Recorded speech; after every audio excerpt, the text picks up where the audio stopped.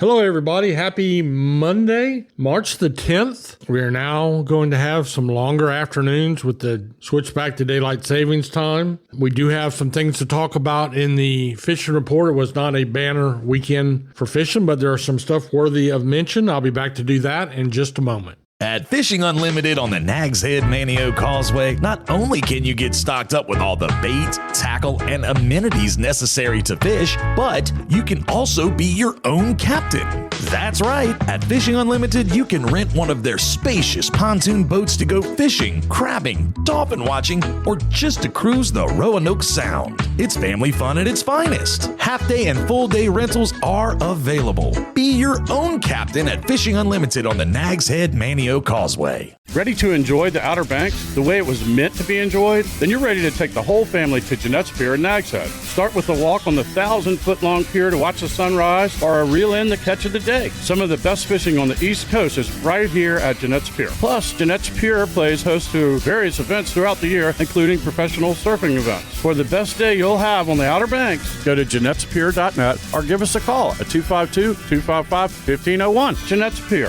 milepost 16 and a half, Nags Head. So we'll start with the offshore fishing. I know a couple boats went offshore of Hatteras yesterday, and it was slow. Just a very few bluefin tuna, and there was a few yellowfin tuna. And when I say few, I mean like one or two. And there was a few blackfin tuna. I mean like a combined catch would have been 2 to 4 fish, maybe, something like that. Pretty slow compared to what it has been. Then up off Oregon Inlet, there's still an availability of a big bluefin tuna. All of that will be catch and release as we left you with last week. The season now closed for capture, but there's also a potential for a blackfin or a yellowfin up there, but even that was not the best fishing from the reports that I got. So we won't waste our time there. Let's get into the beach and talk about what's going on. Kara down at Red Drum Tackle, who's a great source of information, and she was telling me there was a few puppy drum caught on the southern end of Hatteras Island, right there in the wash.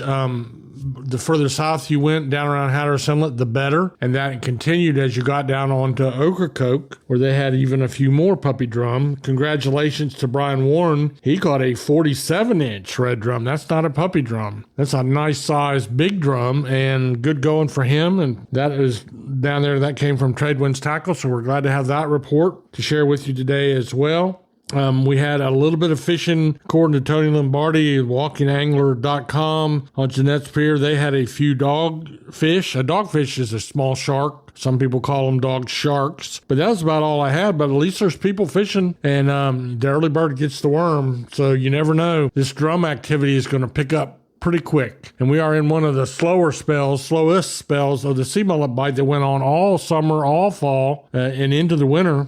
But even that has slowed down right now to nearly nothing. So that's what's going on. We'll take a little break, and I have more fishing news from the backcountry and our inland water bodies. I'll be back to tell you about that in just a second.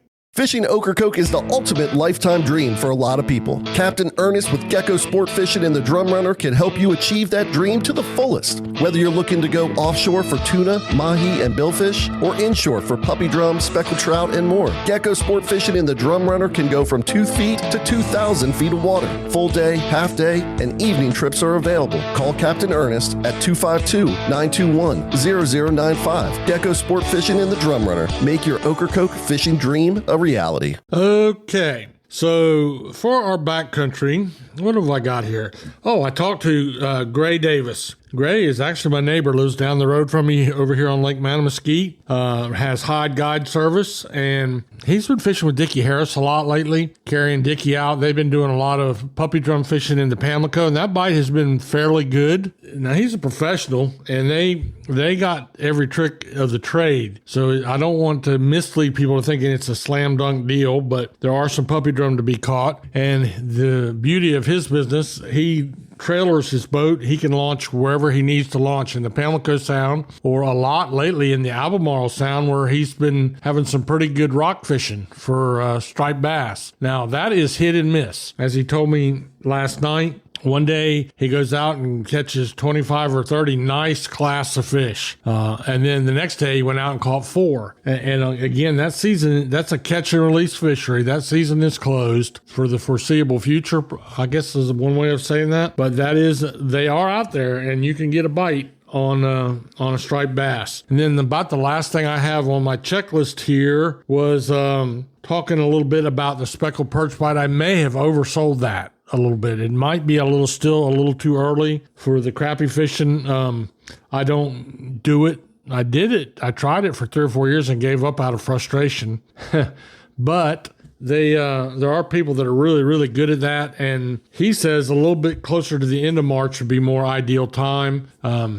People catch them all kinds of different ways, but the most productive way is with minnows, with live minnows. So I just want to throw that out there. I might have spoken a little bit too aggressively about that because Dickie Harris, Captain Dickie on the Fantastic over at Oregon Inlet, told me that up on his neck of the woods, up in Southern Shores, duck, in the canals up there, they were catching them. But those canals warm up quicker, shallower water, smaller body of water, and they will warm up first. That may be why they're already getting some bites on stuff like that up that way. So I think that is about all I really have to talk about as we start another week here on the Outer Banks. Turkey season is right around the corner. I know Kara down there at Red Drum, she's a big turkey hunter. And so it's a matter of getting out and doing a little bit of scouting. A lot of my friends are doing that right now. So that's what's next on the calendar. And we'll keep you posted on any changes in the fishing. It will do nothing but get better. We're looking for 62-degree water to really kick things off in the surf. And we're right at about 59 to 60, I think, down on Hatteras Island, something like that. So we're getting close. And it won't be long for everything will start firing back up again. And as it does, we'll keep you posted. So go out. If you're out on the water this time of year, be careful. Make sure you have a float plan filed. Make sure you have cold weather and cold water